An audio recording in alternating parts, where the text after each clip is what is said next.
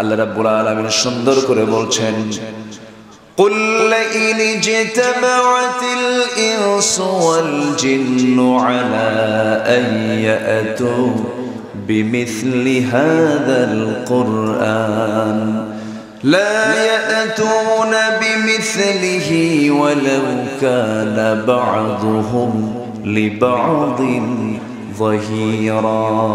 জোরে বলি আল্লাহু আকবার।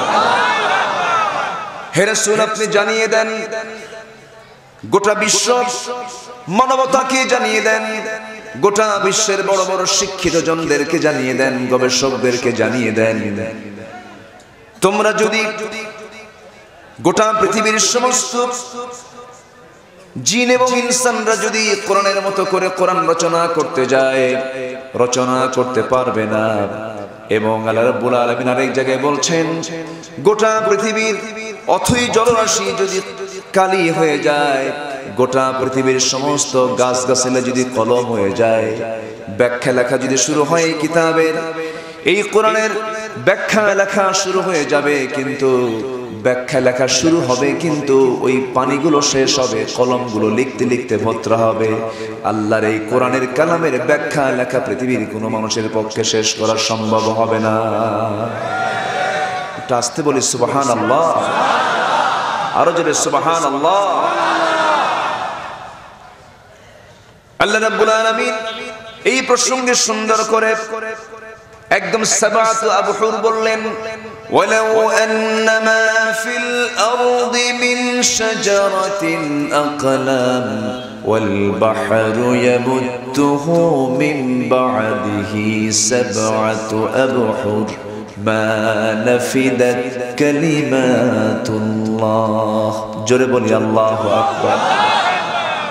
এত পাওয়ারফুল কথা পৃথিবীর কোন লেখকের পক্ষে বলা সম্ভব, পৃথিবীর কোন ব্যক্তির পক্ষে বলা সম্ভব? এত বড় একটি কিতাব আমাকে আপনাকে দেওয়ার পরেও এই কিতাব আইন রচনার জন্য নির্বাচিত হয় না। আস্তে কোন না, আস্তে কোন কেন? এর মধ্যে আইন আছে না নাই? যারা কোরআন দিয়ে আইন চায় না তারাই তো কাফের। এটা কি আমার ফতুয়া? ফতুয়া কার? কিতাব আমার আপনার সামনে থাকার পরেও এই কিতাবকে যারা অবহেলায় রেখে দিতে চায়, কোরআন তো আজকে অবহেলিত। কোরআন শুধু হাফেজ হওয়ার জন্য নাজিল হয়নি, কোরআনে কারীমের ভিতরে আছে কয়েকশো আয়াত ফিজিক্স কেমিস্ট্রির উপরে, বায়োলজির উপরে, জুলজির উপরে, সায়েন্স টেকনোলজি নিয়ে কয়েকশো আয়াত আল্লাহ পাকের মধ্যে দিয়ে দিয়েছে। একটা সূরা আছে সূরাতুল ফিল। ফিল মানে কি? হাতি। আচ্ছা, এখানে কি কয়েল চল লাগেছে? ধোঁয়ার গন্ধ পাচ্ছি, কোন ধোঁয়া যেন না আসে।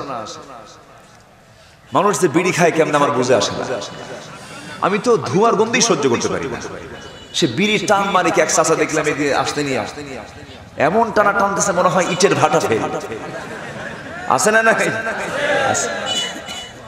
ধোঁয়া লাঞ্চকে শেষ করে ফেলে, ধোঁয়া থেকে আমরা বাঁচবো। জোরে বলি ইনশাআল্লাহ। কিন্তু এই দেশের মানুষ অধিকাংশ ধোঁয়ার সঙ্গে সম্পর্ক আছে না নাই? আচ্ছা, কি টানা টানে, প্রতি টানে তৃপ্তি আনে, আছে না? এগুলো করা যাবে না। আল্লাহ পাক এই লাঞ্চ দিয়েছেন কার জিকির করার জন্য।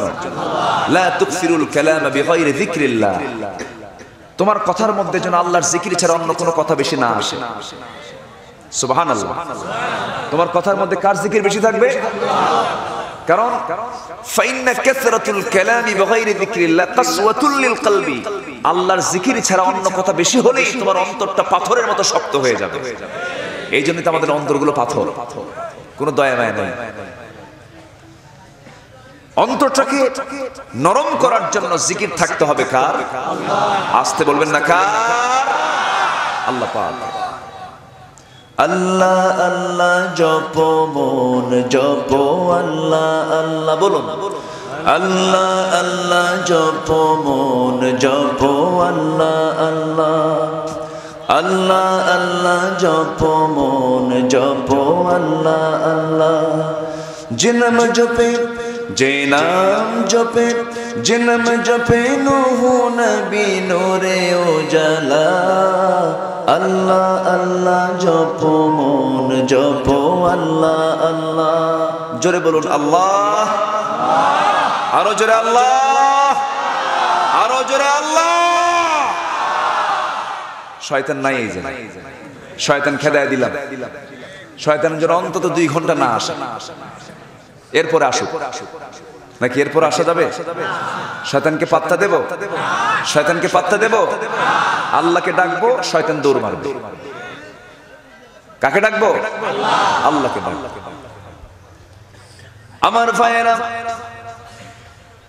আমার এই রূহটা আল্লাহর নির্দেশে চলে আমার দায়িত্ব হলো সর্বক্ষণ তার জিকির করা অবশ্যই তার নামটা সর্বক্ষণ আমার হৃদয়ের মধ্যে নিয়ে নেওয়া আল্লাহ রাব্বুল আলামিন বান্দাকে সুন্দর করে বলছেন ফালকুরুনি আযকুরকুম ওয়াশকুরুলি ওয়ালা তাকফুরুন আমারে ডাক আমি তোরে ডাকে সাড়া দেব আমার শুকর আদায় কর কুফরি করিস না বান্দা আমি যখন তোকে ভালোবাসতে শিখি ভালোবাসতে থাকি ফাইদা আহবাবতুহু কুনতু সামাহু আল্লাযী ইয়াসমাউ বিহি আমি যখন তোকে ভালোবাসতে শিখি ভালোবাসা যখন শুরু করে দিই তোর আমি তখন কান হয়ে যাই যা দিয়ে তুই শুনিস আমি তোর চোখ হয়ে যাই যা দিয়ে তুই দেখিস আমি তোর হাত হয়ে যাই যা দিয়ে তুই কাজ করিস আমি তোর পা হয়ে যাই যা দিয়ে তুই চলাফেরা করিস বান্দা তুই আমার হয়ে যাবি আমিও তোর হয়ে যাব তুই যা চাবি আমি তোকে তাই দিয়ে দেব জোরে কোন সুবহানাল্লাহ আমার হতে হবে কার জন্য কার জন্য হতে হবে আল্লাহর জন্য হতে হবে এই তো দুনিয়ার সংসার শেষ হয়ে যাবে চোখের সামনে কত নেতা কত মন্ত্রী কত দামি দামি লোক দুনিয়া থেকে বিদায় নিল এই করোনা চলে আসলো গত মার্চের দিকে আমার দেশে মার্চ মাসে করোনা আসলো এই কয়েক মাসের ব্যবধানে আকিস গ্রুপের মালিক বিদায় নিল এই সালাম গ্রুপ বিদায় নিল যমুনা গ্রুপের চেয়ারম্যান বিদায় নিয়ে নিল এইরকম করে করে আল্লাহর ক্ষমতা দেখেন আল্লাহ কি পারেন না করোনা এমন একটা ভাইরাস যে ভাইরাস চোখে দেখা যায় আল্লাহকে দেখা যায় নাকি আল্লাহকে দেখা যায় না এইজন্য আল্লাহ শক্তিশালী আর করোনা ভাইরাস দেখা যায় না এইজন্য করোনাও শক্তিশালী ঠিক কি না শক্তিশালী শক্তিশালী যদি না হয় এটা কার বাহিনী আবাবিল কার বাহিনী ওই আবাবিলও কার বাহিনী আল্লাহর বাহিনী ওই সময় আবাবিল পাঠাইছে আল্লাহ এই সময় করোনার দরকার করোনা পাঠায় দিছে করোনা যদি অস্ত্র দিয়া ক্ষমতা দিয়ে যদি করোনাকে আটকানো যেত তাহলে প্রথমে আটকায় ফেলতো ডোনাল্ড ট্রাম্প আটকায় ফেলতো বরিস জনসন কিন্তু বরিস জনসনকেও ধরলো ডোনাল্ড ট্রাম্পকে ধরলো কায়েত ঠিক কি না আল্লাহর যে ক্ষমতা আছে আল্লাহর যে রাজত্ব এই দুনিয়ায় কত বড় প্রমাণ এটা আমার আপনার জন্য রয়ে গেল যারা পারেন ঠোঁট মিলিয়ে মিলিয়ে বলুন তাবারাকাল্লাযী বিয়াদিহিল মুলকু ওয়া হুয়া আলা কুল্লি শাইইন কাদির জোরে বলুন আল্লাহু আকবার আরেক জায়গায় বলছেন তাবারাকাল্লাযী জাআলা ফিস সামাই বুরুজান وجعل فيها سراجا وقمرا منيرا وهو الذي جعل الليل والنهار خلفة لمن أراد أو يذكر أو أراد شكورا جربنا الله أكبر সব ক্ষমতাকার সৌর জগৎকার সমুদ্র জগৎকার প্রাণী জগৎকার আমার দেহের জগৎকার এই দেহের মধ্যে সমস্ত পার্টস পাতিগুলো কত সূক্ষ্ম সূক্ষ্ম করে আল্লাহ রাব্বুল আলামিন বানিয়ে দিয়েছেন আমাকেও যিনি বানিয়েছেন ছোট্ট ছোট্ট পোকা এই যে চা খেতে নিয়ে দেখলাম এর মধ্যে একটা পোকা পড়ছে ছোট্ট পোকা যা চোখে দেখা যায় না সহজে এই পোকার চোখ আছে না নাই হার্ট আছে না নাই লাংস আছে না নাই ওই ছোট্ট প্রাণীর ভিতরে কত কি ঢুকিয়ে দিয়েছেন এবং সমস্ত প্রাণীকে বাঁচার জন্য বুদ্ধি দিয়েছেন কে? বসবাসের জন্য বুদ্ধি দিয়েছেন কে? ছোট্ট পাখি সুন্দর বাসা বানায়, কি সুন্দর বাসা বানায় দেখি না? সে বাসার প্রস্তুত প্রণালীগুলো কত সুন্দর। আমার আপনার বাড়ি যখন বানাই আমরা তখন ফাউন্ডেশন দেই, ভিত দেই, নিচ থেকে না উপর থেকে? বলেন বলেন বলেন। নিচ থেকে ভিত দেই, যত নিচে যাই তত উপরে উঠি, ঠিক কি না? যত নিচে যাই তত উপরে উঠি। কিন্তু মানুষ ভিত দেয় নিচে, মাটির নিচ থেকে ভিত দিয়ে তোলে। কিন্তু পাখির দিকে তাকান, পাখি যে বাসা বানায় সে ভিতটা নিচের দিক থেকে দেয় না উপর থেকে দেয়? ওরা উপরে আছে, আমরা নিচে আছি। সুবহানাল্লাহ বলবেন না? কি সুন্দর বাসা বানায়।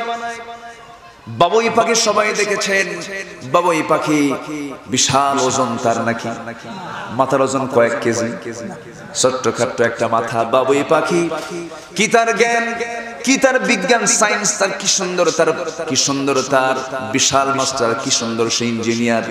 এমন সুন্দর বাসা বানালো, এমন গাছে বাসা বাঁধলো, সিডর আইলা, নারকেল, হারিকেন, বুলবুল, কত কি আইলো।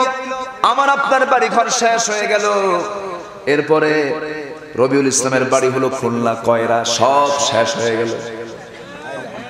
আমফান নাম যে কত আসবে আল্লাহ জানে, নারী পুরুষ আমফান, শেষে কি হয়েছে? আমফান। ওর বাড়ি কয়রায়। আমার ফোন দিয়া কয়, হুজুর আমি পানির উপরে। কিসের উপরে? পানিতে আমি তলায় গেছি। এই যে আমার আপনার বাড়িগুলো সব পানিতে শেষ হয়ে গেল, ঝড়ে শেষ হয়ে গেল। তাল গাছও পড়ে যায় না, ওর বাসাও ঠিক থেকে যায়, কারণ ওই বাবুই পাখির ভিতরে জিকির কার? ওয়ালাকিন লা তাফকাহুনা তাসবিহাহুম। তারা যে জিকির করে, তারা যে তাসবিহ জপে, তোমরা তা বুঝো না। এত সুন্দর তাদের জিকির, এত সুন্দর তাদের আল্লাহর নাম স্মরণ করা। প্রত্যেক প্রাণী জিকির করে কার? সব মানুষ জিকির করে কার? সব মানুষ জিকির করে, সব মানুষ জিকির করে। তাহলে মানুষের মধ্যে সমস্যা আছে না নাই? আসতে বলবেন না, আছে না নাই? ইন্নাল ইনসানা লাকাফুর। মানুষ অতিশয় অকৃতজ্ঞ। কার কথা? আল্লাহর কথা। পাখির জিকিরে কোনো সমস্যা নাই। ওই বাবুই পাখি এত সুন্দর বাসা বানালো, তার ভিত রচনা হলো, উপর থেকে নিচ দিকে ঝুলিয়ে নামলো, সুন্দর করে বাসা বানায়। ঠোঁট দিয়ে কেটে কেটে একটা করে সুন্দর করে জোড়া লাগায় লাগায় এমন সুন্দর বাসা বানালো। বাবুই পাখির বাসাটা দেখবেন কি সুন্দর, তার ডিজাইন কি সুন্দর, তার মাস্টার প্ল্যান। ওর বাসার ভিতরে 3টা রুম আছে, এর মধ্যে মাস্টার বেড একটা, ড্রয়িং রুম একটা, কমন রুম একটা। যে কমন রুম, সেই কমন রুমের ভিতরে বাবুই পাখি তার বাচ্চাগুলোকে আর ডিমগুলোকে রেখে দেয়। মাস্টার বেডে বাবুই পাখি তার বউ নিয়ে শুয়ে থাকে। আর ড্রয়িং স্পেসে সোফা সেট থাকে। যখন কোনো মেহমান যখন চলে আসে, দরজায় কড়া নাড়ে, সালাম বিনিময় হয়ে যায়, ঠোঁট দিয়ে তারা অভিনন্দন জানিয়ে নেয়, কুশল বিনিময় করে নেয়। ঘরের মধ্যে ঢোকার পর বাড়িওয়ালা বলে, ও মেহমান সোফা সেটে বসো, ড্রয়িং রুমে বসো, ভিতরে যেতে পারবে না, ভিতরে আমার বউ শুয়ে আছে। আল্লাহু আকবার বলবেন না? সকল প্রাণী আইন মেনে চলে কার? আসতে বলবেন না, আইন মেনে চলে কার? শুধুমাত্র সমস্যা কার মধ্যে? তাহলে আমাদের মধ্যে সমস্যা আছে। এই সমস্যা দূর করার দরকার আছে না নাই? আসেন, কি কি সমস্যাগুলো আছে আমরা একটু দেখি, চেষ্টা করি এগুলোকে বের করার, আমরা ঠিক হওয়ার চেষ্টা করি। জোরে বলি ইনশাআল্লাহ, আরো জোরে বলি ইনশাআল্লাহ। মুসলমান কোনদিন হিন্দুদের পূজা মণ্ডপ কখনো উদ্বোধন করতে পারে না। আসতে বলবেন না, জোরে বলুন ঠিক কিনা? মুসলমান যাবে মন্দিরে না মসজিদে? মন্দির মুসলমান পাহারা দেবে, এটা ঠিক আছে। মন্দির মুসলমান পাহারা দেবে যদি সেটার দায়িত্ব সে পায়, সে দেশের দায়িত্বে যদি সে থাকে। মুসলমান অন্য ধর্মের মন্দির পাহারা দেবে, ওটাকে রক্ষার জন্য সে চেষ্টা চালাবে, কেউ যেন ভাঙতে না আসে। কিন্তু মুসলমান কখনো তাদের ধর্মীয় অনুষ্ঠানে তারা এটার সপক্ষে কোনো কথা বলার অধিকার রাখতে পারে না। আসতে বলবেন না, পারে। কিন্তু এরকম কিছু মুসলমান আছে না? নারিকেলের নাড়ু খায়, এক হিন্দু ভাই আমাকে বলেন, হুজুর এবার লোকজন খুব কম কেন? প্রসাদ পড়েই ছিল, আসে নাই লোকজন। কারা? আপনারা। কি বুঝলেন? আমি লজ্জায় মাথা নিচু করে থাকলাম যে আমি কি জবাবটা জবাব। তারা তো আমাদের মসজিদে আসে না, তারা তো আমাদের ঈদগাহে আসে না, আমাদের নামাজে তারা আসে না, আমাদের ঈদগাহে তারা আসে না, তাদের আসার বৈধতাও নাই। তারা মসজিদে নামাজ পড়বে, তার বৈধতা আছে নাকি? নেই। কিন্তু আজকে মুসলমান সেই জায়গায় গিয়ে প্রণাম করছে, প্রসাদ খাচ্ছে এবং তার পক্ষে কথা বলছে, সে মুসলমান থেকে খারিজ হয়ে যাবে।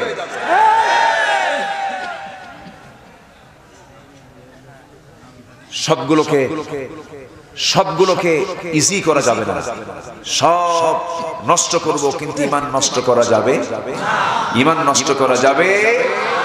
আমি কি আলোচনা চালিয়ে যাব? কষ্ট হচ্ছে?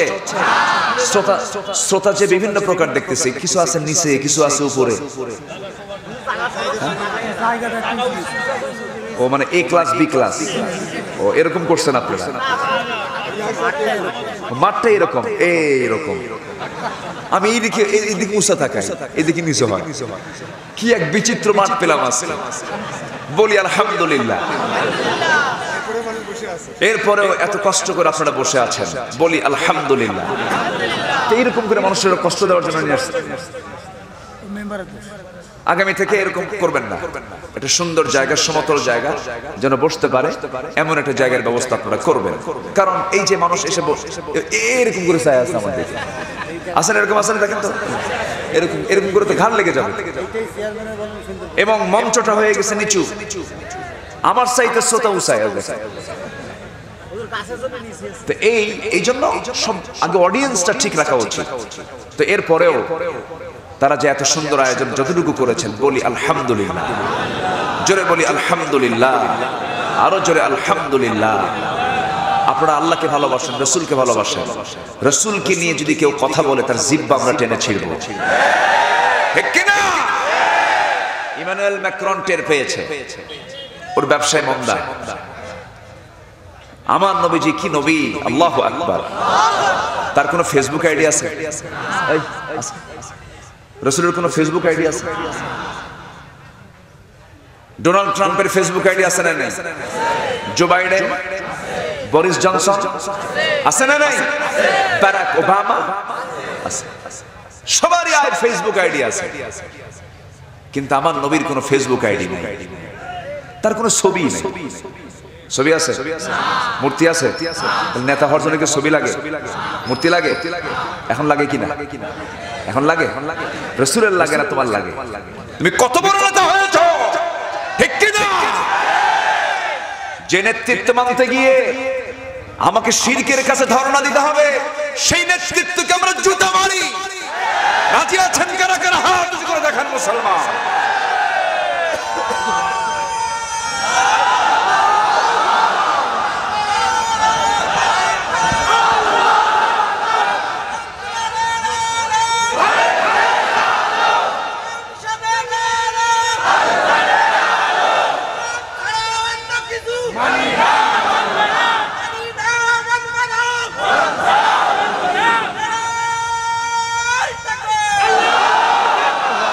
আল্লাহ সবার হাতকে কবুল করুন, জোরে বলি আমিন, আরো জোরে আমিন। আমার নবীর কি চিত্র করেছে? ব্যঙ্গ চিত্র কেমন হয়? তার তো ছবি নাই, তারপর ব্যঙ্গ করবে কেমন? ছবি থাকলে তো ব্যঙ্গ হয়, কি ঠিক কিনা? যার ছবি নাই, যার চিত্র নাই, তার ব্যঙ্গ হয় কেমন? এই জন্যই তার কোনো ছবি রাখা হয়নি দুনিয়াতে, ঠিক কিনা? ছবির পক্ষে ইসলাম না, ছবি টাঙ্গানোর পক্ষে ইসলাম না, মূর্তির পক্ষে ইসলাম না। তার বড় প্রমাণ হচ্ছে আমার নবী মুহাম্মদ সাল্লাল্লাহু, আমার প্রিয় নবীর ছবি লাগলো না, ফেসবুক আইডি লাগলো না, অথচ গোটা দুনিয়া জুড়ে সবচাইতে বেশি ফলোয়ার কার? মুহাম্মদ সাল্লাল্লাহু, মুহাম্মদ সাল্লাল্লাহু। কেন হবে না? চেহারা দিয়া আর ছবি দিয়া মানুষের মনকে জয় করা যায় না। মানুষের মন জয় করতে হলে চরিত্র দিয়ে জয় করতে হয়। এই পৃথিবীর সেরা চরিত্র কার? বুঝে শুনে কথা কই দেবো। মুহাম্মদ সাল্লাল্লাহু, মনোযোগ দিয়ে শুনতে হবে, মনোযোগ দিয়ে, মনোযোগ দিয়ে। কোন জায়গায় কোন প্যাঁচ লাগাই দিবেন, তাও কাছে আছে না? আচ্ছা, শ্রেষ্ঠ চরিত্র হচ্ছে মুহাম্মদ সাল্লাল্লাহু আলাইহি ওয়াসাল্লাম। তার চারিত্রিক সনদ কে দিয়েছেন? তার চারিত্রিক সনদ তিনি এমনি পেয়েছেন? তার চরিত্র কি ছিল? তার চরিত্র কি ছিল? আল্লাহ রাব্বুল আলামিন তাকে এত সম্মান দিয়েছেন, এত মর্যাদা দিয়েছেন। আল্লাহ রাব্বুল আলামিন তার আদর্শের ব্যাপারে জানিয়ে দিয়েছেন, লাকাদ কানা লাকুম ফি রাসূলিল্লাহি উসওয়াতুন হাসানাহ লিমান কানা ইয়ারজুল্লাহা ওয়াল ইয়াওমাল আখির ওয়া যাকারাল্লাহা কাসীরা। জোরে বলুন আল্লাহু আকবার। তোমাদের জন্য উত্তম আদর্শের বাস্তব নমুনা অন্য কেউ নন। উত্তম আদর্শের বাস্তব নমুনা হলো জনাবে মুহাম্মদুর রাসূলুল্লাহ, জনাবে মুহাম্মদুর রাসূলুল্লাহ সাল্লাল্লাহু আলাইহি ওয়াসাল্লাম। সে রাসূলকে আমাকে আপনাকে মানতে হবে, জীবনের এক জায়গায় না সব জায়গায়। রাসূল যেমন করে নামাজ পড়েছেন তেমন করে আমাকে নামাজ পড়তে হবে। রাসূল যেমন করে রোজা রেখেছেন তেমন করে আমাকে রোজা রাখতে হবে। রাসূল যেমন করে উহুদের ময়দানে দাঁত শহীদ করেছেন, দান মোবারক আমাকে তেমন করে শহীদ করতে হবে। রাসূল যেমন করে মিষ্টি খেয়েছেন আমাকে তেমন করে মিষ্টি খেতে হবে। রাসূল যেমন করে আবার ক্ষুধার যন্ত্রণায় ছটফট করেছেন, এমন পরিবেশ আসবে আমার ক্ষুধার যন্ত্রণা আমাকেও ছটফট করা লাগতে পারে। আসতে বলবেন না, জোরে বলেন ঠিক কিনা? আমার নবীজির সস্তা সস্তা সুন্নাত মানবেন, কঠিন কঠিন সুন্নাত মানবেন না। আপনাদের সুবিধাবাদী মুসলমান, ঠিক কিনা? সুবিধাবাদী মুসলমান হওয়া যাবে না। এই জন্য আল্লাহ রাব্বুল আলামিন রাসূলকে জানিয়ে দিচ্ছেন, হে রাসূল আপনি সমস্ত মানব জাতিকে ডাক দেন, ডাক দিয়ে আপনি দুইটা দাওয়াত দেন। কয়টা দাওয়াত? আজকে আমরা শিখে যাব কয়টা দাওয়াত, দুইটা কাজ আমরা শিখব। আসুন সূরা ইউনূস, সূরা ইউনূসের বাড়ি কোথায়? কালীগঞ্জ? কালীগঞ্জ, ঝিনাইদহ। তবে এই এলাকায় এলাকায় কিছু ইউনূস আছে, আছে না নাই? আছে না নাই? ইউনূস আছে, কিছু ইউসুফ আছে, আছে না নাই? আচ্ছা, ইউসুফ আছে, ইউনূস আছে, ইব্রাহিম আছে, ঈসা আছে, মুসা আছে, ইলিয়াস আছে, নূহ আছে, আদম আছে, আছে না নাই? ইদ্রিস আছে। দেখি তো নমরুদ আছে নাকি? নমরুদ, নমরুদ আছে, দুই একটা নমরুদ আছে। থাকবে না? নমরুদ থাকবে কেন? নমরুদের নাম তো কেউ নেয় না, জানে কিন্তু সুখ্যাতি না কুখ্যাতি? সুখ্যাতি না কুখ্যাতি? কুখ্যাতি। খ্যাতি দু প্রকার, একটা সুখ্যাতি, একটা কুখ্যাতি। বিখ্যাত গবেষক আর কুখ্যাত সন্ত্রাস, ঠিক কিনা? ঠিক কিনা? খ্যাতি দু প্রকার। আমরা সুখ্যাতি নেব না কুখ্যাতি নেব? সুখ্যাতি। ইমানুয়েল ম্যাক্রনের নাম এখন গোটা দুনিয়া জুড়ে টপ, তার নাম সবাই নিচ্ছে। সুখ্যাতি না কুখ্যাতি? আর আমার নবীর নাম নিচ্ছে পৃথিবীর সবাই। কি সুখ্যাতি না কুখ্যাতি? সুখ্যাতি। আমার ভাইয়েরা, ইউনূস আলাইহিস সালামের নামে এই সূরার নামকরণ করা হয়েছে, এজন্য তার ইতিহাস কিছু এখানে টানা হয়েছে। আমরা বিপদে যখন পড়ে যাই তখন যে দোয়াটা করি সেই দোয়ার নামটা কি? সেই দোয়ার নামটা কি? দোয়া ইউনূস। এই দোয়াটা ইউনূস আলাইহিস সালাম পড়েছেন।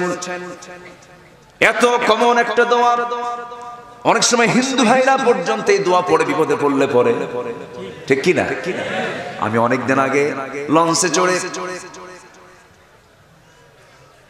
ভোলা থেকে আসতেছিলাম, লালমোহন থেকে আসতেছিলাম 17 বছর আগে।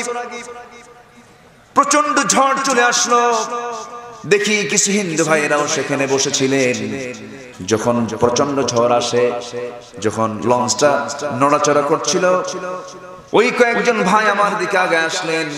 সবাই মিলে আমরা দোয়া ইউনূস পড়া শুরু করলাম। সাথে সাথে ওরা বলে, আমরা কি কব? আমরাও তাই কই। জোরে কোন আলহামদুলিল্লাহ, আরে জোরে বলে আলহামদুলিল্লাহ। এমন সুন্দর দোয়া সবাই বলেন, লা ইলাহা ইল্লা আনতা সুবহানাকা ইন্নী কুনতু মিনাজ জালিমিন। আল্লাহু আকবার। কি সুন্দর দোয়া তিনি শিখিয়ে দিয়েছেন। আল্লাহ সেই নবীর দোয়াটা কোরআনে কোট করে দিয়েছেন। ইব্রাহিমের দোয়া ছিল নাই? ইব্রাহিম আলাইহিস সালাতু ওয়াস সালাম দোয়া করেছেন কি? সবাই বলেন রব্বানা তাকাব্বাল মিন্না ইন্নাকা আনতাস সামিউল আলিম। এরপরে দোয়া করেছেন আরো নবীরা। পয়গম্বরদের দোয়াগুলো আল্লাহ রাব্বুল আলামিন কোরআনে কোট করে দিয়েছেন। হযরতে একজন নবী 18টি বছর ধরে মারাত্মক কুষ্ঠরোগে আক্রান্ত ছিলেন। কোন নবী বলুন? বলেন বলেন বলেন। প্রশ্ন করছি, বিরক্ত হচ্ছেন নাকি? প্রশ্ন করলে মনে থাকবে কম না বেশি? বেশি মনে থাকবে। আইয়ুব আলাইহিস সালাতু ওয়াস সালাম তার একটা দোয়া আছে, তিনি সুন্দর করে দোয়া করছেন রব্বি আন্নী মাসসানিয়াদ দুররু ওয়া আনতা আরহামুর রাহিমিন। জোরে বলি আল্লাহু আকবার। যে কোনো রোগে, যে কোনো বিপদে, যে কোনো শারীরিক কোনো প্রবলেমে এই দোয়াটা আমরা পড়ব, আইয়ুবের মতো আমরা নিষ্কৃতি পেয়ে যাব। এই দোয়া আইয়ুব আলাইহিস সালাতু ওয়াস সালাম শিখিয়ে দিয়েছেন। আমার নবীর দোয়া আছে না নাই? আসতে বলবেন না, আছে না নাই? আচ্ছা, আমার নবী দোয়া করেছেন, সবাই কমন দোয়া, সবাই বলুন রব্বানা আতিনা। বলুন রব্বানা আতিনা ফিদ দুনিয়া হাসানাহ ওয়া ফিল আখিরাতি হাসানাহ ওয়া কিনা আযাবান নার। প্রথম নবী আদম আলাইহিস সালাতু ওয়াস সালামের দোয়া আছে না নাই? সবাই বলুন রব্বানা যালামনা أنفسنا وإن لم تغفر لنا عابدون ما أعبد لكم دينكم ولي دين। জোরে বলুন আল্লাহু আকবার। আবু জেহেল নিশ্চিত হয়ে গেল যে মুহাম্মদ কি হাজারো চেষ্টা করে আর পারা যাবে না। অসংখ্য পথ সে তৈরি করলো, বিদেশ থেকে নায়িকা গায়িকা আমদানি করে ফেললো, শিল্পীদের আমদানি করে ফেললো, কনসার্টের আয়োজন করলো। এখনো এগুলো আছে না নাই? আসতে বলবেন না, আছে না নাই? কনসার্টের আয়োজন করলো, কোরআনটা কি মুছিয়ে দেওয়ার জন্য হাজারো চেষ্টা চালালো আবু জেহেল, কিন্তু পারে নাই। কারণ হকের বিজয়টা কে দিবেন? আসতে বলবেন হকের বিজয়টা কে দিবেন? হকের বিজয় দেওয়ার দায়িত্ব কার? কাজ করব আমরা, বিজয় দিবেন কে? আল্লাহ বিজয় দিয়ে দিবেন। আমরা যখন কাজ করতে যাব, নবীর তরিকা আমাকে আপনাকে মানতে হবে, নবীর পথ আমাকে অনুসরণ করতে হবে। রাসূল কেমন করে আন্দোলন করেছেন, রাসূল কেমন করে সংগ্রাম করেছেন। আমার ভাইয়েরা, আমার বন্ধুগণ, একটু কান লাগিয়ে মনোযোগ দিয়ে শোনার চেষ্টা করুন। প্রথম আয়াতে আল্লাহ রাব্বুল আলামিন যে কাজটা করতে বলছেন, তোমরা ইবাদত করবে কার? আসতে বলবেন না কার? ইবাদত মানে বান্দার সমস্ত কাজ করবে বান্দার ইচ্ছায় না আল্লাহর ইচ্ছায়, বান্দার ইচ্ছায় না আল্লাহর ইচ্ছায়। আজকে সমাজে কিছু কিছু আইন চলে কার ইচ্ছায়? হ্যাঁ বলেন বলেন বলেন বলেন বলেন বলেন। বান্দার ইচ্ছা। এখানেই তো প্রবলেম, এখানেই তো প্রবলেম। আবু জেহেল যখন বলল মুহাম্মদ শোনো, তুমিও থাকো আমিও থাকি, রাসূল বললেন চাচা এটা কখনো হতে পারে না। আবু জেহেল রাষ্ট্র চালাবে আর রাসূল চুপ করে বসে থাকবে, এটা হতে পারে না। Donald Trump, Joe Biden, Boris Johnson, Narendra Modi, এরা পৃথিবীর নেতৃত্ব দেবে আর মুসলমান সেই নেতৃত্ব মেনে চলবে, এটা হতে পারে না। গোটা পৃথিবীর নেতৃত্ব দেবে মুসলমান। সেই নেতৃত্ব ফিরানোর জন্য জান মাল দিতে কি রাজি আছেন? রাজি আছেন কারা কারা? হাত উঁচু করে দেখা।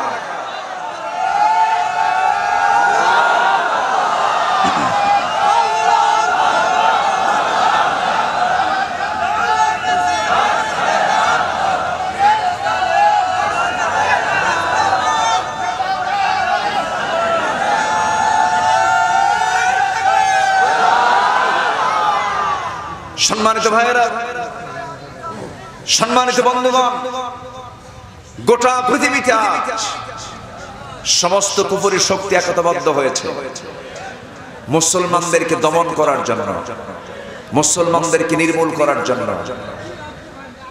এই সময় আমাদের সকল দল মত নির্বিশেষে একটি প্ল্যাটফর্মে আসতে হবে, ইসলামের ঝান্ডা হাতে নিয়ে।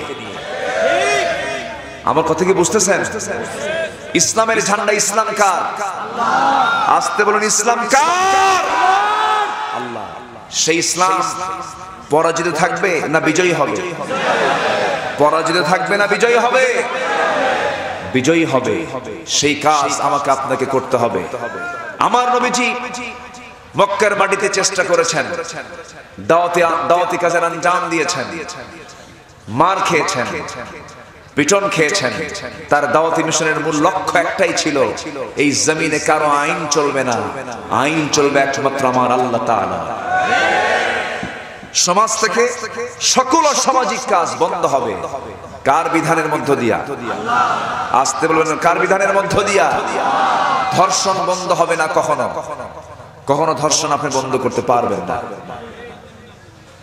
ধর্ষণ আগে আসে না, আগে হলো দর্শন। আগে কি? দর্শন।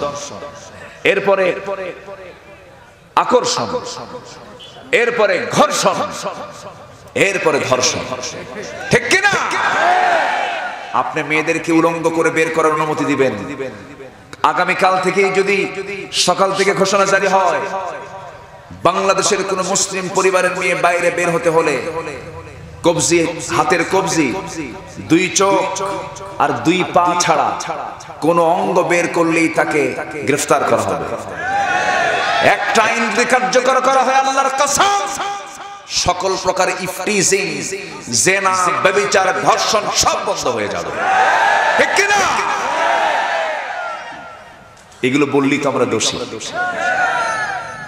এগুলো বললি আমাদের বলে যে হুজুর আপনি তো নারীদেরকে অবমূল্যায়ন করছেন, নারীদেরকে আপনি বস্তার মধ্যে তুলে দিচ্ছেন। ও, আপনি তাকায় থাকবেন না? তোর নজর খারাপ। নিজের বউ দেখ, অপরের বউ দেখিস কেন? ঠিক কি না? কোন আলেম ওলামা অপরের বউ নিয়ে শুয়ে থাকে না। শুয়ে থাকে তারাই যারা পর্দার বিরুদ্ধে অবস্থান গ্রহণ করতে চায়।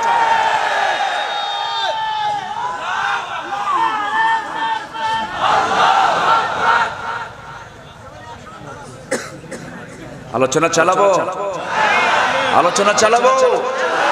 জোরে বলি ইনশাআল্লাহ, আরো জোরে ইনশাআল্লাহ। দেখুন কে ওঠে, ধরেন তো, ওঠে কে? ধরেন তো। বসো বসো বসো বসো। মায়েরা আসছে নাকি মাহফিলে? মায়েরা আসছে? বলি আলহামদুলিল্লাহ। মাদের জন্য নামাজ আছে না নাই? তাদের জন্য নামাজ আছে না নাই? বাইরে গেলে কোথায় নামাজ পড়বে? যখন বাইরে বের হবে কোথায় পড়বে নামাজ? হ্যাঁ, ভালো করে খাও। সমস্যা আমার দেশে আছে না নাই? আছে না নাই? তোমার বউ নিয়ে তুমি বাইরে গেছো, নামাজ পড়বে কোথায়? তোমার বউ নিয়ে নির্ধারিত জায়গা কোথায়? আমার দেশের এই কিছু বিতর্কিত মাসালার কারণে অনেক অনেক মহিলারা বাইরে গিয়ে নামাজের জায়গা না পেয়ে নামাজ কাজা হয়ে যায়। ঠিক কি না? খালি ফতুয়া মারো না, সমাধান করো, সমাধান করো। নাভিতে হাত বাঁধা জায়েজ নাই। কোথায় বাঁধতে হবে? বুকে। আরেকজন কয় বুকে হাত বাঁধা জায়েজ নাই, নাভিতে হাত বাঁধতে হবে। এটা নাজায়েজ, এটা জায়েজ, এটা জায়েজ, এটা নাজায়েজ। এই ফতুয়া শুনে বিরক্ত হয়া এক সলিমউদ্দিন মসজিদে ঢুকেই নিয়ত করতে চাচ্ছে আল্লাহু আকবার কপালে। কোথায়? বলা হলো কি আবার সবাই হাত বাঁধে হলো বুকের হাতে, তুমি কপালে কেন? কি টেনশনে কপালে হাত গেছে?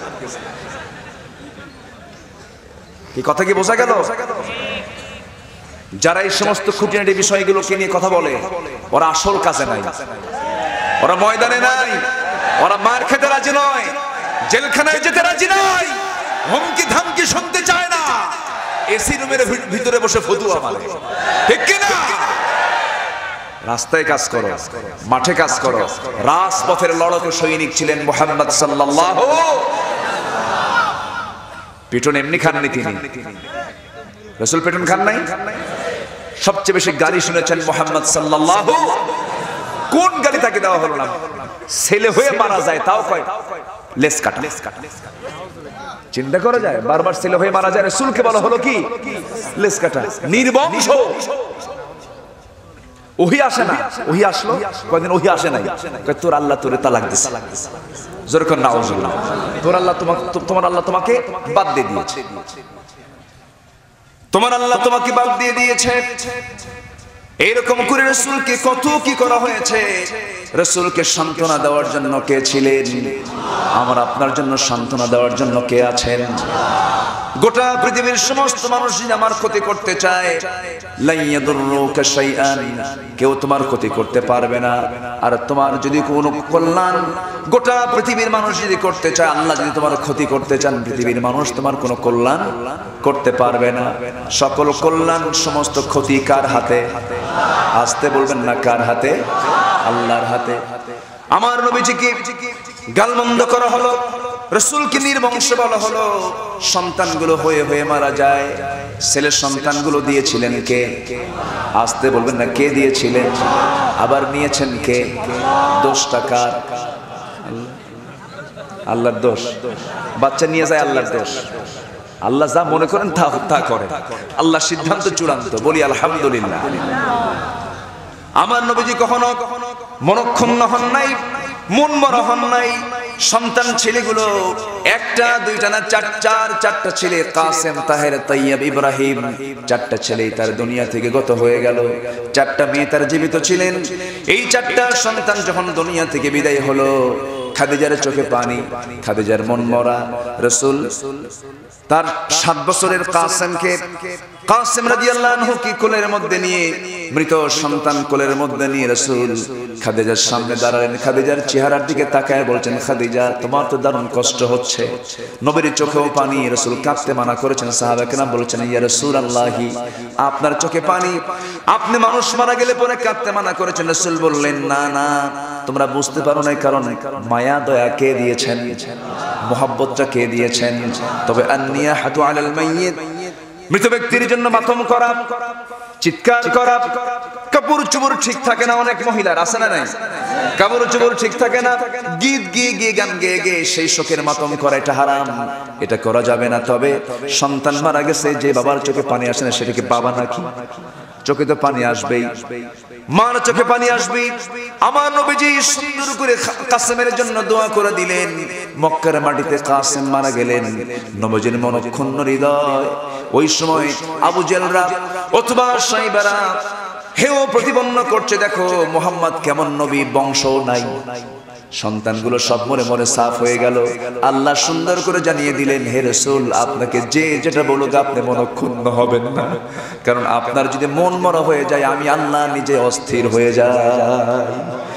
আপনি মনক্ষুণ্ণ হবেন না, কারণ আমি আপনাকে যা দিয়েছি পৃথিবীর আর অন্য কোন ব্যক্তিকে তা দেই নাই। আমি আপনাকে দিয়েছি কি? সূরা কাউসার, সূরা কাউসার, ইন্না আ'তাইনাকাল কাউসার ফাসাল্লি লিরাব্বিকা ওয়ানহার ইন্না শানিআকা হুয়াল আবতার।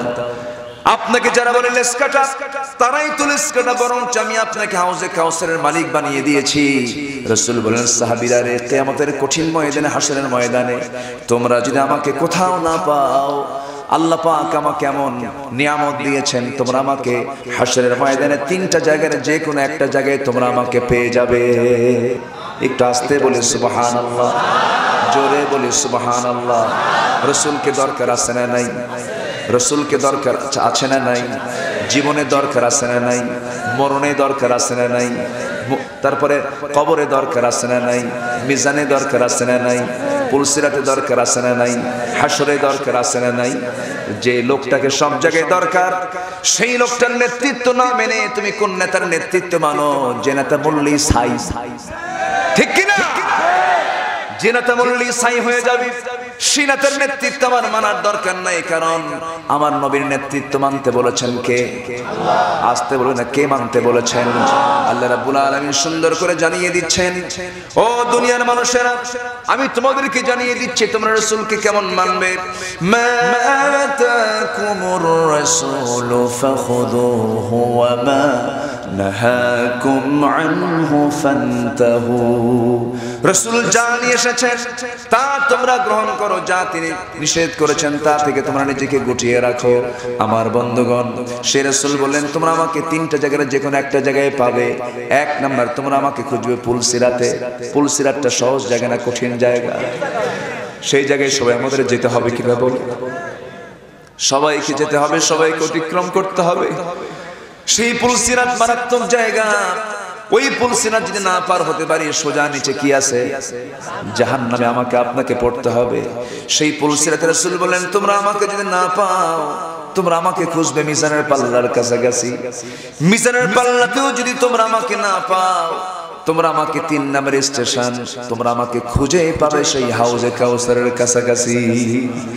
হাউজে কাউসারে তোমার সঙ্গে আমার যদি সাক্ষাৎ মিলে যায়, মোলাকাত যদি হয়ে যায়, জান্নাতের পেয়ালা দিয়া সেই হাউজে কাউসার থেকে আমি পানি বের করে, হাউজে কাউসার থেকে জান্নাতের পেয়ালা দিয়ে হাউজে কাউসার থেকে পানিটা তুলবো, জান্নাতের পেয়ালা নিয়ে আমি তোমাকে আমার বরকতি হাতে পান করায় দেব। জনমের মতো তৃষ্ণা নিবারণ হয়ে যাবে। আমি তুমি সঙ্গে করে জান্নাতের ভিতরে প্রবেশ করবো। জোরে বলেন সুবহানাল্লাহ। রাসূল দরকার আছে? সে রাসূলকে না মেনে অন্য কোন নেতাকে মানা যাবে? আসতে বলে মানা যাবে? তিনি কি ছিলেন না? সবকিছুর তিনি আদর্শ ছিলেন। তিনি ঘরের আদর্শ, বাইরের আদর্শ, সকল কিছুর মডেল তিনি ছিলেন। সেই রাসূলকে সাহাবে কেরাম ভালোবেসেছেন। কি পরিমাণ ভালোবেসেছেন, কি পরিমাণ আনুগত্য করেছেন। ওয়াকালু সামি'না ওয়া আতা'না গুফরানাকা রাব্বানা ওয়া ইলাইকাল মাসির। তাদের আনুগত্য এমনটা ছিল, শুনলাম মানলাম। রাসূল যা বলেছেন তা শুনেছেন। রাসূল বলেন সাহাবীরা শোনো, মক্কায় থাকা যাবে না, চলো মদিনায় যাই। কোন সাহাবী, কোন মুহাজির সাহাবী কি নিষেধ করেছেন নাকি? মানা করেছেন নাকি? অস্বীকার করেছেন নাকি? রাসূল যা বলেছেন সঙ্গে সঙ্গে তা মানছেন। খেজুরের পাকা বাগান সব ছেড়ে দিলেন। রমরমা ব্যবসা, বড় বিজনেস, সব বিজনেস ছেড়ে দিলেন। আমার নবীজি সাহাবায়ে কেরামকে অর্ডার করলেন চলো আমরা মদিনার দিকে চলে যাই। রাসূল অর্ডার দিয়া নিজের জন্মভূমি, নিজের ঘর বাড়ি ছেড়ে দিয়া যখন মদিনার দিকে রওনা দিলেন, একজন সাহাবী ছিলেন মক্কার সবচেয়ে একজন ধনী মানুষদের একজন। সেই সাহাবী যখন জানতে পারলেন রাসূল তার মক্কার বাড়িতে নাই, ওই সাহাবী করলেন কি, ব্যবসা বাণিজ্য সব বন্ধ করে দিয়া, বউটা ইসলাম কবুল করে নাই, সন্তানরাও ইসলাম কবুল করে নাই, সব কিছু ছেড়ে দিয়া নবীজির মহব্বতে, দ্বীনের মহব্বতে, আল্লাহর মহব্বতে তিনিও মদিনার দিকে রওনা করলেন। কয়েকদিন চলে গেল। আমার নবীজি সেই সাহাবীর দিকে তাকায়া বারবার নজর দিচ্ছেন, আর নবীজি হু হু করে কেঁদে ফেলছেন। ওই সাহাবী বলছেন ইয়া রাসূলুল্লাহ, আপনি আমাকে দেখে কাঁদেন কেন, কি হয়েছে? রাসূল বলছেন ও সাহাবী আব্দুর রহমান ইবনে আউফ রে, আমি মক্কার মাটিতে তোকে দেখেছি, কত বড় ব্যবসা তোর ছিল, বউ বাচ্চা ছিল, সব কিছু ছিল, বিশাল ঘরবাড়ি ছিল, সব কিছু ছেড়ে দিয়া দিনকে মহব্বত করে, আমাকে মহব্বত করে তুই মদিনায় চলে আসলি। তোর কি একটু বিন্দু পরিমাণ কোন আফসোস হয় না? তোর কি বিন্দু পরিমাণ একটু চিন্তা হয় না তোর পরিবার নিয়ে, ব্যবসা বাণিজ্য নিয়ে? ইবনে আব্দুর রহমান ইবনে আউফ মুস্কি হাসি মেরে বলছেন ইয়া রাসূলুল্লাহ, বিন্দু পরিমাণ কোন আফসোস নাই, কারণ আমার প্রাণের চেয়ে প্রিয় রাসূলকে আমি আমার কাছে পেয়েছি। জোরে বলি সুবহানাল্লাহ। আমার প্রিয় মানুষকে কাছে পেয়েছি, আমার দুনিয়ার কোনো কিছু আর দরকার নাই। রাসূল দারুণ খুশি হয়ে গেলেন। আব্দুর রহমান ইবনে আউফ কি বুকের সঙ্গে জড়িয়ে ধরে বলছেন আব্দুর রহমান রে, জান্নাতের সংবাদ আল্লাহ পাক আমাকে জানিয়েছেন, তুই দুনিয়াতে জান্নাতের সংবাদ পেয়ে গেছিস। জোরে বলি সুবহানাল্লাহ। জান্নাতের সংবাদ পেয়েছেন কয়জন? আসতে বলবেন না, কয়জন? 10 জন সাহাবী, এর মধ্যে আব্দুর রহমান ইবনে আউফ একজন, বদরের সাহাবী, বদরের যুদ্ধ তিনি নেতৃত্ব দিয়েছেন। এই আব্দুর রহমান ইবনে আউফ রাসূলকে দারুণ ভালোবেসেছেন। আমার নবীজি তাকে দেখি একজন ধনী আনসার সাহাবীকে ডাক দিয়ে বলছেন ও আনসার সাহাবী, আমার প্রিয় সাহাবী আব্দুর রহমান বড় ব্যবসায়ী ছিল, দেখো তো এর জন্য কিছু ব্যবসা করা যায়, এর জন্য কোনো ব্যবস্থা করা যায় কিনা। আনসার সাহাবী নবীজির কথাটাকে বরকত মনে করলেন, তাকে সঙ্গে করে নিয়ে মদিনার সবচাইতে বড় বড় 2টা খেজুর বাগান দেখায় দিলেন। বড় বড় দুইটা খেজুর বাগান দেখা দিয়ে বলছেন, ও আব্দুর রহমান ইবনে আওফ, রাসূল যেহেতু তোমার ব্যাপারে আমাকে দায়িত্ব দিয়েছেন, এই দুই বাগানের মধ্যে যে বাগান তোমার পছন্দ হবে সেই বাগানটি তোমার নামে দলিল হয়ে যাবে। একটু আস্তে খান সুবহানাল্লাহ। মুহাব্বতের দরকার আছে না নাই? মুহাব্বতের দরকার আছে না নাই? ভালোবাসার দরকার আছে না নাই? আমাদের পারস্পরিক মুহাব্বতটা বাড়াতে হবে। না জানি কোন গোপন কোন দুর্বলতা, না জানি কোন কৃপণতা আমাদের মাঝে দূরত্বকে বাড়ায় দিয়েছে। দূরত্ব যত বাড়বে শয়তানি ফিতনা তত বাড়বে, আর দূরত্ব যত কমে ভ্রাতৃত্বের বন্ধন যত বেড়ে যাবে। কাফের মুশরিকরা, বেদিনরা, ব্রাহ্মণ্যবাদীরা তাদের সজাগে দৌড়াতে বাধ্য হয়ে যাবে। ঠিক কি না? মুসলমানদের একটা হুঙ্কার কাফের বেঈমানদের পরাজয়ের জন্য যথেষ্ট। কিচ্ছু লাগবে না, শুধু ইমানি হুঙ্কার লাগবে। কি হুঙ্কার? ইমানি হুঙ্কার। আমার ভাইয়েরা, একটু কান লাগান, মনোযোগ দিয়ে শোনার চেষ্টা করুন। ওই সাহাবী, আনসার সাহাবী এই প্রপোজ যখন করলেন, আব্দুর রহমান ইবনে আওফ রাদিয়াল্লাহু তাআলা আনহু শুনে বলছেন, ভাই তুমি আমাকে সুন্দর কথা শুনিয়ে দিয়েছো, আর কি বলবে বলো। এবার তিনি বলছেন, শোনো, আমার দুইটা বউ, একটা বউ হলো চলে, তোমার তো একটা বউ নাই, তুমি ইয়াং মানুষ। এই মদিনার কোনো মেয়ের বাবা তোমার সঙ্গে বিয়ে দেবে না, কারণ তোমার ঘর নাই, বাড়ি নাই, টাকা নাই, পয়সা নাই, কোনো কিছুই নাই। অতএব আমার দুইটা বউ আছে, যে কোনো একটা বউকে আমি তালাক দেব, তুমি তাকে স্ত্রী হিসেবে গ্রহণ করবে, আমি তোমার জন্য এতটুকু করতে পারি। কি মুহাব্বত, কি ভালোবাসা সাহাবীদের মধ্যে পয়দা ছিল। আমার নবীজির এই প্রিয় সাহাবী আব্দুর রহমান শোনা মাত্রই ওই আনসার সাহাবীকে বুকের মধ্যে জড়িয়ে ধরে বলছেন, আমার আনসার সাহাবী ভাই রে, আমি মুহাজির হিজরত করে মক্কা থেকে মদিনায় আসছি। আমার বাগানও ছিল, আমার বউ ছিল, সন্তান ছিল, সবই ছিল, কিন্তু তুমি যে আমাকে দেওয়ার জন্য প্রস্তুতি নিয়েছো, আমার নেওয়ার কোনো প্রয়োজন নাই। আমি একজন ব্যবসায়ী মানুষ, আমাকে একটু বাজার দেখায় দাও, ব্যবসার সিস্টেম একটু শেখায় দাও, আমি ঠিক মতোই সব কিছু করতে পারবো। তিনি কিচ্ছু নিলেন না, কোনো দোকান নিলেন না, কোনো বাজার নিলেন না, কোনো বাগান নিলেন না, কিচ্ছু না নিয়া ব্যবসা করার জন্য একটা বাজার তিনি চিনে নিলেন। টুকটুক করে সেখান থেকে যতটুকু ছিল তার কাছে, যতটুকু পয়সা ছিল, সেখান থেকে ব্যবসা বাণিজ্য শুরু করলেন। ব্যবসা করতে করতে কয়েক রাতি সোনা কামাই হয়ে গেল। বউ তো নাই ঘরে, যুবকের বিয়ের দরকার আছে না নাই? আসতে বলবেন না, আছে না নাই? এখন তো যুবকদের বিয়া লাগে না, কারণ বাইপাস মারে। ঠিক কি না? দুষ্টামি করে, লুচ্চামি করে, ডেটিং করে, চ্যাটিং করে। ঠিক কি না? অনলাইন মারে, অনলাইনও থাকে, অফলাইনও থাকে। ঠিক কি না? আমি কি ভুল বলতেছি? এগুলো, এই যে দুষ্টমি গুলো করে, এই দুষ্টমির ফসল হলো বিয়ে করে না। বাপ যখন বলে বাজান বিয়ে কর, কাব্বা আরো কয়েক বছর যাক, কেন পরকিয়া তো আছেই। যেরকম নাউজুবিল্লাহ, এই যে অকাম কুকাম গুলো বাড়তেছে, অকাম কুকাম গুলো বন্ধ করার একমাত্র ঔষধ হলো বিয়ে করা। কি করা? বিয়ে করা। বিয়ে করেছেন মুহাম্মদ সাল্লাল্লাহু, বিয়ে করেছেন আম্বিয়া কেরাম। বিয়ে সুন্নাত। জিনা দেখেন, আস্তে আস্তে আরো জোরে কোন? জিনা, জিনা, ব্যভিচার, ধর্ষণ, এগুলো কি কে করেছেন? আল্লাহ হারাম করে দিয়েছে।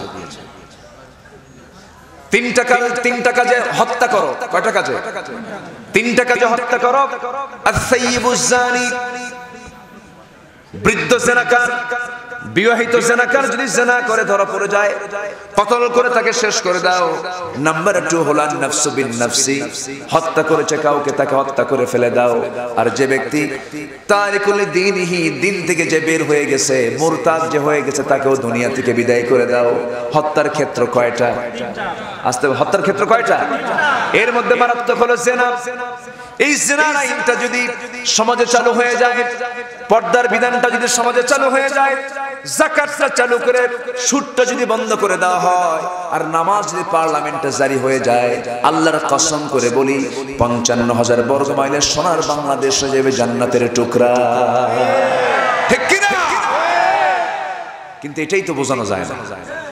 এটা বুঝাতে গেলেই ওনার মেজাজ গরম হয়ে যায়। কে তো মৌলবাদী, এ তো উগ্রপন্থী, এ তো কট্টরপন্থী, এর ভিতরে কোনো উদারতা নাই। আপনি আমাদেরকে যতই গালি দেন না কেন, শেষ নিঃশ্বাস থাকা পর্যন্ত আল্লাহর কোরআনের বাইরে একটা কথাও আমরা শুনতে রাজি নই। এর জন্য প্রয়োজনে জীবন দিতেও কি রাজি আছেন? আল্লাহও জান্নাত দিতে রাজি আছে। জোরে বলি সুবহানাল্লাহ। এটার নাম হচ্ছে ইবাদত। এটার নাম কি? ইবাদত। আব্দুর রহমান ইবনে আউফ ব্যবসা করে কয়েক রতি সোনা কামাই করলেন। কয়েক রতি, রতি বুঝলেন তো? আনি বেশি না রতি বেশি? বলেন, আনি বেশি না রতি বেশি? আনি বেশি, রতি কম। আনিও না, কয়েক রতি সোনা কামাই করেছেন। সেই কয়েক রতি সোনা কামাই করে একটা মেয়ের সিদ্ধান্ত হয়ে গেছে, বিয়ের ব্যাপারে সিদ্ধান্ত হয়ে গেছে, বিয়েটা করে নিলেন। 3টা দিন 4টা দিন চলে যায়, নবীজির সঙ্গে তার কোনো সাক্ষাৎ হয় না। আব্দুর রহমান ইবনে আউফ 4-5 দিন পর নবীর সঙ্গে সাক্ষাৎ করতে গেছেন। গায়ে সুন্দর জামা এবং তার গায়ে সুন্দর গন্ধ সুগন্ধি ছড়াচ্ছে তার শরীর থেকে, চেহারার ভিতরে লাবণ্যতা চলে আসছে। নবীজির সঙ্গে সালাম বিনিময় হয়ে গেল। রাসূল বললেন, আব্দুর রহমান, তোমার চেহারার দিকে তাকায় মনে হচ্ছে তুমি একটা কিছু ঘটাইছো। সুবহানাল্লাহ বলবেন না? তুমি একটা কিছু করেছো। আব্দুর রহমান মুস্কি মুস্কি হাসি মেরে বলছেন, ইয়া রাসূলুল্লাহ, হ্যাঁ আমি একটা কিছু করেছি। কি? হুজুর বিয়ে করছে, তুমি আমারে দাওয়াত দিলে না কেন? হুজুর মনে ছিল না? কি ছিল না? মনে ছিল না। যুবকদের তো বিয়ে পাগল হওয়া দরকার, মনে থাকবে কেমনে? আব্দুর রহমান চাচ্ছেন আমার বৈধ সম্পর্ক হোক, আমি জিনার দিকে না যাই। ঠিক কি না? জিনার দিকে আমি না যাই। রাসূল মন খারাপ করলেন না, মনক্ষুণ্ণ হলেন না। রাসূল শুধু বললেন, আব্দুর রহমান, বিয়ে যে করতে গেছো, তুমি আমি জানি তোমার কাছে কোনো টাকা নাই, পয়সা নাই, বিয়ে করলা কেমনে? টাকা তো নাই তোমার কাছে। হুজুর ব্যবসা করেছি, কয়েক রতি সোনা কামাই করেছি, ওই সোনাগুলো দিয়া বিয়েটা করে নিয়েছি। রাসূল বললেন, আল্লাহ আমার আব্দুর রহমান ইবনে আউফের পরিবারকে তুমি সমৃদ্ধশালী করো, বরকতে ভরপুর করে দাও। এত বরকত হয়ে গেল, সেই আব্দুর রহমান ইবনে আউফের বাড়িতে এমন বরকত আল্লাহ পাক না ঢালায়া দিলেন। এত বরকতে বরকতে ধন্য হলেন আব্দুর রহমান ইবনে আউফ। তাবুক অভিযানের সময় তিনি 3 বস্তা সোনা জিহাদের ময়দানে দান করেছেন। কয় বস্তা সোনা? 3 বস্তা। বরকত কে দেন? বরকত কে দেন? আমার ভাইরা, এখন একটা প্রশ্ন আসতে পারে, আব্দুর রহমান ইবনে আউফ বিয়ে করলেন, রাসূল জানলেন না। রাসূল তো মন খারাপ করলেন না কেন? মন খারাপ করলেন না, মন খারাপ করবেন কেন? বিয়েটা জরুরি জিনিস। বিয়েটা কি জরুরি জিনিস? বিয়ে হয়ে গেছে, ইজাব কবুল হয়ে গেছে, মাশাআল্লাহ, আলহামদুলিল্লাহ। কিন্তু এখন যদি কোন শালা যদি বিয়ে করতে যায়, যদি দুলাভাই না জানে, বলেন কি আমার কথা কি বুঝতেছেন? কি কথা কি বুঝতেছেন? আমি কোন বংশে বিয়ে করলাম রে? আছে না নাই? বলেন তো, আছে না নাই? বইয়ের উপরে 14টা বাজায় আছে না। রাসূল যখন তার নিজের মেয়ে ফাতিমাকে বিয়ে দিবেন, ফাতিমাকে বিয়ের সিদ্ধান্ত যখন চূড়ান্ত হলো, সবার প্রস্তাব আসলো নবীজির কাছে, ধনী ধনী সাহাবী, সবাইকে তিনি প্রত্যাখ্যান করলেন। আলী যখন তার সামনে এসে দাঁড়ালেন, রাসূল বলেন, আলী তুমি আমার সামনে দাঁড়িয়েছো, তুমি কিছু বলতে চাও? হুজুর কি যে বলবো নিজেও জানি না। তুমি কি বিয়ে করবা? যদি দেন তাহলে করব। জোরে বলেন সুবহানাল্লাহ। যদি দেন তাহলে করব। আমার নবীজি মুস্কি হাসি মেরে বললেন, আলী তুমি যে বিয়ে করবা, বিয়ের জন্য তো টাকা পয়সা কিছু লাগবেই, তোমার কাছে কোনো টাকা পয়সা আছে নাকি? সঙ্গে সঙ্গে তিনি বলছেন, হুজুর আমার টাকা পয়সা থাকবে কেমনে? বাড়ি তো নাই, টাকাও নাই। রাসূল বলেন, যুদ্ধ তো করো, যুদ্ধ করার জন্য কোনো কিছুই তোমার কাছে নাই? হ্যাঁ, যুদ্ধ করার জন্য 2টা জিনিস আছে, একটা হলো ঢাল আর একটা হলো তরবারি। রাসূল বলেন, শোনো, তুমি তোমার যুদ্ধে ব্যবহার করার জন্য তরবারি কাছে রাখো, ঢাল ছাড়াও যুদ্ধ করা যাবে, ঢালটা বিক্রি করে আনো। বিক্রি করতে গেছেন বাজারে, কাস্টমার কাউকে খুঁজে পান নাই। কাস্টমার পেয়েছেন নবীজির আরেক জামাই ওসমানকে। কাকে পেয়েছেন? ওসমানকে পেয়েছেন। ওসমানকে যখন পেলেন, হযরত ওসমান বলছেন, আলী বাজারে তুমি ঢাল বিক্রি করতে আসছো কেন? কি হয়েছে? তিনি বলছেন, আপনার শালীর সঙ্গে আমার বিয়ে ঠিকঠাক হয়ে গেছে। ওসমান বলছেন, আমি তো খবর জানি না, তবে আলহামদুলিল্লাহ। তবে জোরে জোরে জোরে জোরে জোরে জোরে বলুন, বিয়েটা জরুরি, বিয়েটা কি জরুরি জিনা থেকে বাঁচার জন্য। আল্লাহর শুকরিয়া আদায় করে ফেললেন। হযরত আলী ঢাল বিক্রি করেন, টাকা কয়েকশো দিরহাম নিয়ে নিলেন। ওসমান রাদিয়াল্লাহু আনহু তাকে টাকাও দিয়ে দিলেন। কয়েক হাত কয়েক পা হেঁটে যাওয়ার পর পিছন থেকে ডাকছেন, আসাদুল্লাহিল গালিব আলী, তোমার হাতে কি ঢাল না থাকলে মানায় নাকি? ঢালও দিলাম, টাকাও দিলাম, যাও আমি তোমাকে ঢাল উপহার স্বরূপ বিয়ের আগে দিয়ে দিলাম, যাও। জোরে সুবহানাল্লাহ। রাসূল বিয়ে দিয়েছেন অভাবী সংসারে। কি সংসারে? অভাবী সংসারে, ঘর নাই, টাকা নাই, পয়সা নাই। আলীর সঙ্গে বিয়ে দিলেন। তাকওয়া দেখে না টাকা দেখে, তাকওয়া দেখে না অন্য কিছু দেখে, তাকওয়া দেখে তার ইলম দেখে, তার যোগ্যতা দেখে। আমার বন্ধুগণ, আমার নবীজির যে বিয়েটা হয়েছে 25 বছর বয়সে, বাপ নাই, মা নাই, কেউ নাই, আর্থিক কষ্ট ছিল তার ভিতরে। এরপরে 25 বছর বয়সে সিদ্ধান্ত নিয়েছেন, কারণ স্ট্যান্ডার্ড এজ হচ্ছে 25 বছর। যুবকরা, এই প্রসঙ্গ যখন চলে আসলো, বিয়ে করাও কিন্তু একটা শ্রেষ্ঠ ইবাদত, ঠিক কি না? দেখছেন কিছু বুড়া চাচা কয়, ঠিক, বিয়ে কি আরেকটা করবেন নাকি? লক্ষণ তো ভালো মনে হচ্ছে। আলোচনা চালিয়ে যাব। 12টা বাজে, 12টা বাজে, হ্যাঁ বাজবে তো, বাজবে। আপনার বাড়িতে যাবেন না? বাড়িতে যাবেন না আপনারা? বলি আলহামদুলিল্লাহ। এত সুন্দর মানুষ আপনারা, বলি আলহামদুলিল্লাহ। গতকালকে আমার মাহফিল ছিল ভোলা। ভোলা চেনেন তো? ভোলা গেলে তো ভোলা ভুলে যেতে হবে। ভোলা আগামীকালকে আমার মাহফিল বেশি দূরে না, কক্সবাজার। কি কাছে না দূরে? দূরে। পাখি আর কত ওড়ে, তার চেয়ে বেশি উঠতে হয় আমাদের, দৌড়াতে হয়। আমি একটু ভাইকে বললাম, একটু আগে ভাগে উঠায় দেন কিনা হুজুর, এই সময় আপনি উঠেন, দেখা যাক। আপনি যদি আর কিছু সময় থাকেন আমি বলবো, জোরে বলি ইনশাআল্লাহ, আর জোরে বলি ইনশাআল্লাহ।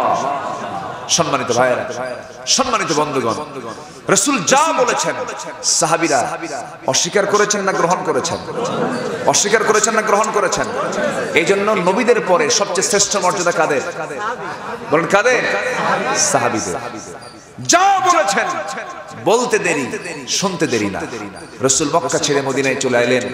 সাহাবীরা কেউ বউ ছেড়ে, কেউ পরিবার ছেড়ে, কেউ বাপ মা ছেড়ে, সব ছেড়ে মদিনার উদ্দেশ্যে চলে আসলেন। একটাই দায়িত্ব, একটা কারণেই তারা এসেছেন, সেটা হলো ইবাদত কারো করব না, ইবাদত করব কার? ইবাদত করব কার? ফালা আ'বুদুল্লাযীনা তা'বুদুনা মিন দুনিল্লাহ। আল্লাহ ছাড়া তোমরা যারা ইবাদত করো, আমরা তার ইবাদত করি না।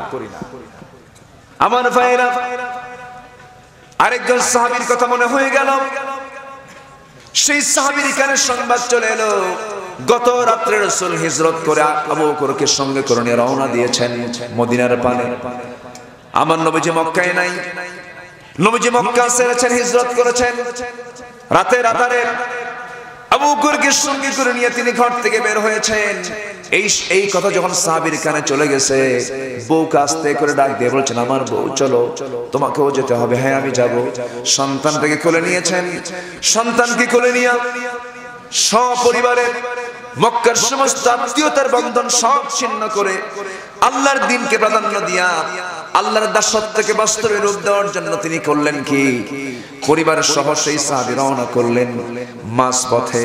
সেই মাঝখানে পরিবারের লোকজন এসে প্রথমে সেই সাহাবীর বউকে হানা দিয়ে তার শ্বশুর পক্ষের লোকেরা নিয়ে চলে গেল। আর ছোট্ট একটা ছেলে, তার ভাইরা তাকে জোরপূর্বক তার সামনে থেকে তার বড় তার একমাত্র সন্তানকে নিয়ে টেনে নিয়ে চলে গেল। সন্তানকে চিনে নিল ভাইরা, বউকে চিনে নিল শ্বশুর পক্ষের বাড়ির লোকেরা। সেই সাহাবী মুস্কি মুস্কি মেরে চোখের পানি ফেলতে ফেলতে আল্লাহকে বলছেন, আল্লাহ এরা ভেবেছিল হয়তোবা বউয়ের টানে, সন্তানের টানে হয়তোবা দিন ছেড়ে দেব, তোমার ইবাদত ছেড়ে দেব। আমার বউ কেন, সন্তান কেন, আমার জীবনও যদি চলে যায়, আমি আল্লাহর দাসত্ব ছাড়া আমি কারো দাসত্ব করতে পারবো না। যেরকম সুবহানাল্লাহ। সেই আবু সালমা রাদিয়াল্লাহু তাআলা আনহু উম্মে সালমাকে মাইনাস করলেন। উম্মে সালমাকে সাথে নিতে পারলেন না। ওইদিকে নিজের কলিজার টুকরা প্রাণাধিক কলিজার টুকরা আদরের ধন সন্তানকেও নিতে পারলেন না, সম্পূর্ণ একাকী রওনা করলেন মদিনার পানে। মদিনায় চলে গেলেন, রাসূলের সঙ্গে সঙ্গ দিলেন, যুদ্ধের ময়দানে হাজিরা দিবেন, বিভিন্ন কর্মকাণ্ড চালাচ্ছেন, প্ল্যান করে নবীর পিছনে ইক্তেদা করছেন, নামাজ পড়ছেন, দিন প্রচারের কাজগুলো করছিলেন।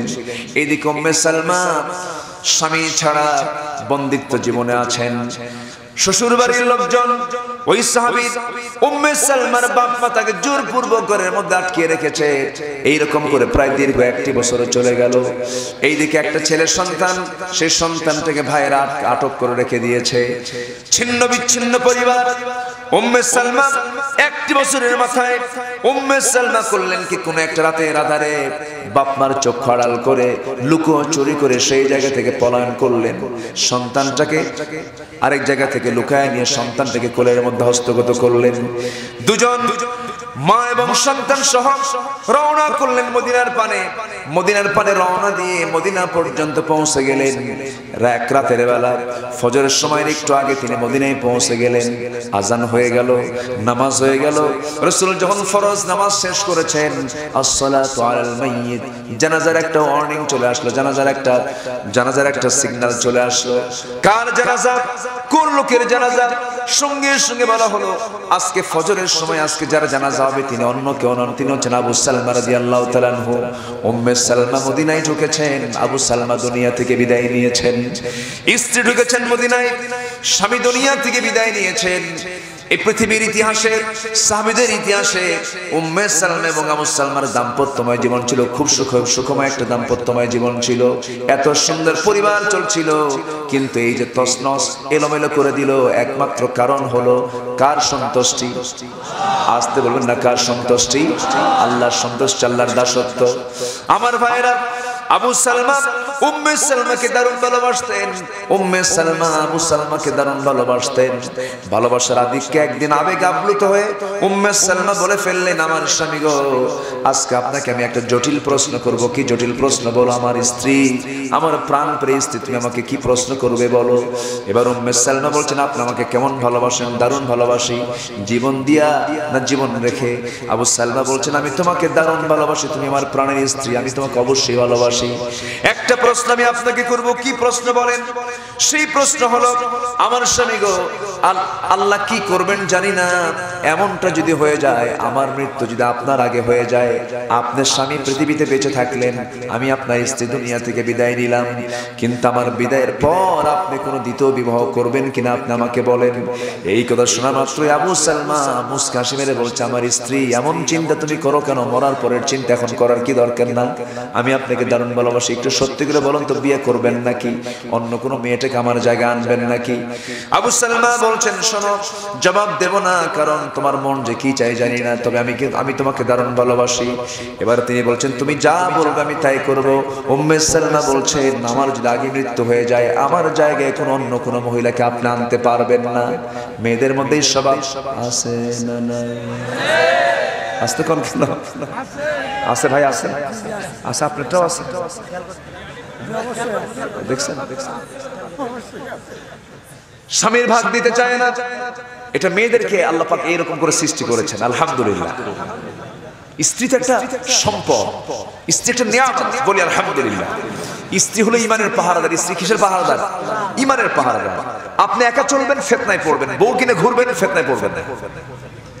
একা চলবেন, বিপদে পড়বেন, বউ কিনে ঘুরবেন, বরকত পাবেন। আলহামদুলিল্লাহ। রাসূল যুদ্ধে গেছেন বউ নিয়া, হজে গেছেন বউ নিয়া, সফরে গেছেন বউ নিয়া। আল্লাহু আকবার। স্বামী আছে যেখানে বউ আছে, বউ আছে যেখানে স্বামী আছে, সেখানে এটাই হচ্ছে ইসলাম। আল্লাহু আকবার। রাসূল কখনো স্ত্রী ছাড়া চলতেন না।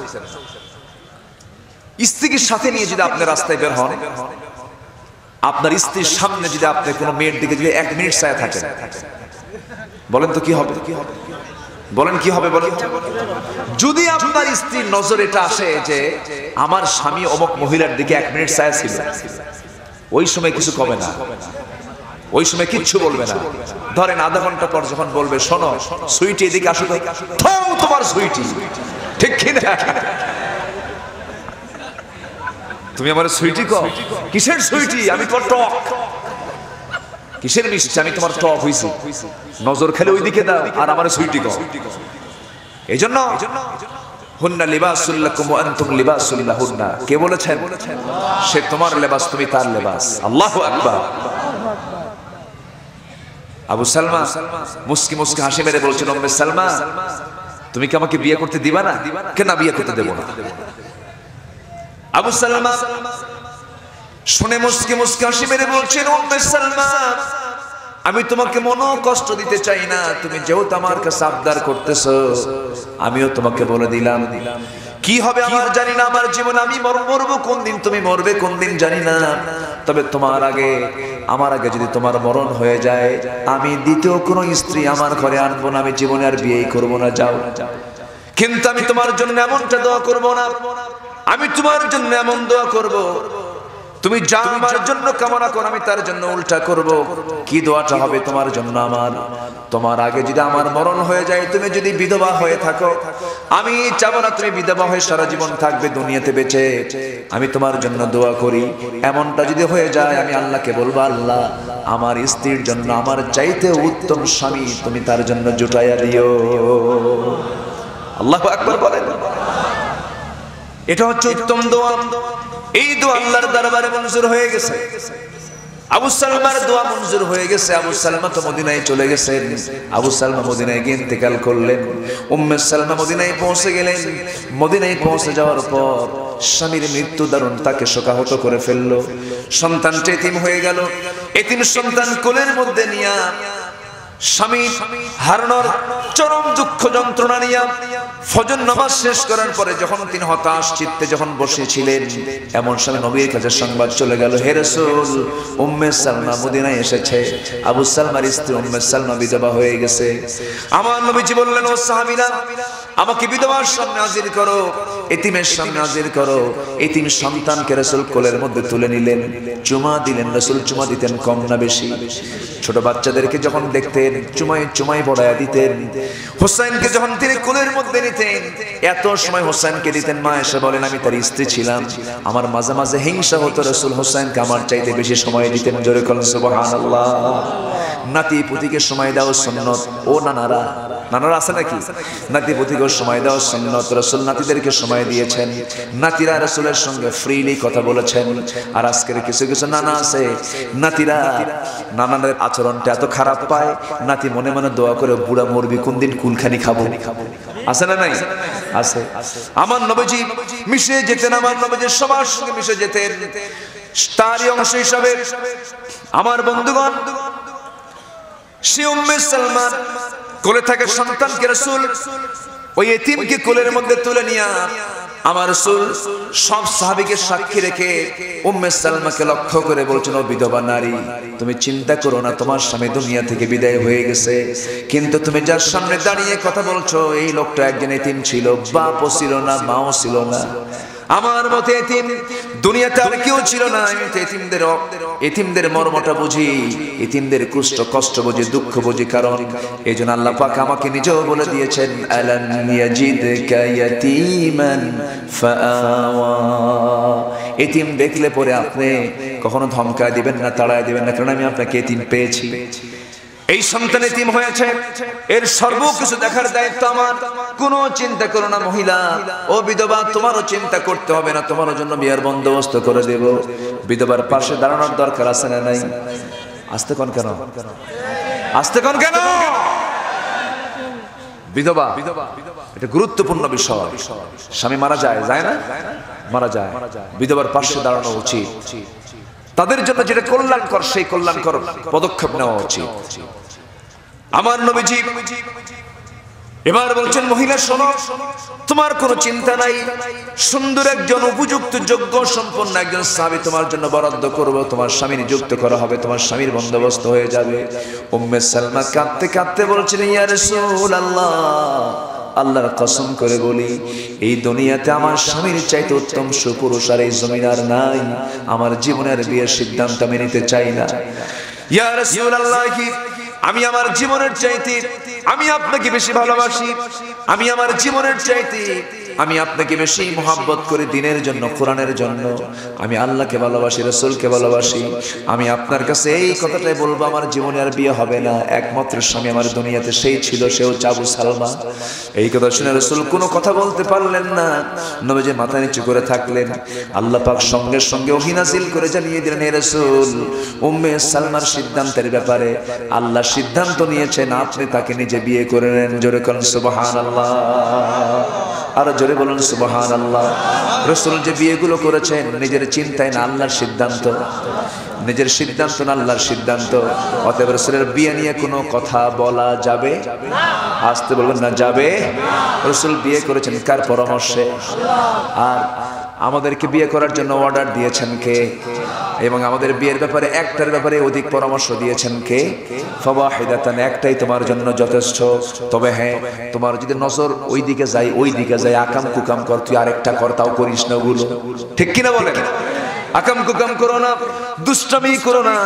আগের যুগে, আজ থেকে 20 বছর আগের দিকে বাংলাদেশের দিকে তাকান, বউ একজনের 2-3টা করে ছিল, কিন্তু জেনা ছিল না। কিন্তু আজকে বউ 2-3টা থাকার দরকার কেন? 10-15টার সাথে সাথে ঘোরে, ঠিক কিনা? ইসলাম তো কল্যাণ চায়। রোগগুলো কেন আসবে না? যখন সমাজে জেনার সাইলাব হয়ে যাবে, নতুন নতুন রোগ আসবে। তার একটা অংশ হলো করোনা, ঠিক কিনা? গোটা দুনিয়া আজকে উলঙ্গ হয়ে গেছে, গরুর মতো আচরণ মানুষের, বন্য পশুর মতো মানুষের আচরণ, নারীদের দিকে লোলুপ দৃষ্টি, নারীদের দিকে বদ নজরে তাকানো, খারাপ নজরে তাকানো। এমন পুরুষ আছে না নাই? মেয়েদেরও এক্ষেত্রে কিছু দোষ আছে না নাই?